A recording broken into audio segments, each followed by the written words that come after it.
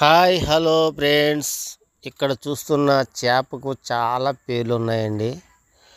First of all చేప పేరు తమ్మరట్ట, తర్వాత దీని పేరు నమ్మలెలక, తర్వాత పేరు నాలుక చేప. ఇలా చాలా పేర్లు ఈ చేపకు ఉన్నాయండి. ఈ చేపలో ప్రత్యేకత ఏమిటంటే చాలా రుచికరంగా ఉంటుందండి. ఈ చేప ఏంటంటే ఈ చేపలో ఉన్న ప్రతి అణువును చెక్ చేయండి ఒకసారి. మన నోట్లో నాలుక ఎలా ఉంటుందో సేమ్ ఇది కూడా అలానే ఉంటుందండి.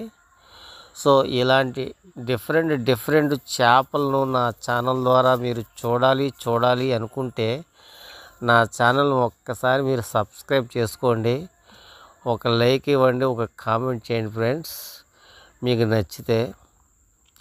సో ఇలాంటి చేపలు కొన్ని చేపలను మనం సేవ్ చేయాలి. నేను దీన్ని చివరిలో సముద్రంలో వదిలేస్తానండి.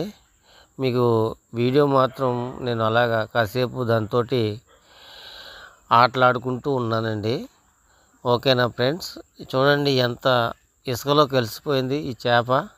సో ఇలాంటి చేపలు మీరు చూసినట్లయితే మీరు కామెంట్ చేయండి, చూడలేని వాళ్ళు సబ్స్క్రైబ్ చేయండి. ఇలాంటి చేపలు మీకు మరెన్నో నా ఛానల్ ద్వారా మీకు చూదురు కానీ. ఓకేనా ఫ్రెండ్స్, ఇలాంటి చేపలు మార్కెట్లో దొరుకుతాయండి. మీరు కొనుక్కొని తీసుకొచ్చుకొని పులుసు మాత్రమే పెట్టుకోండి, నీట్గా దగ్గరికి.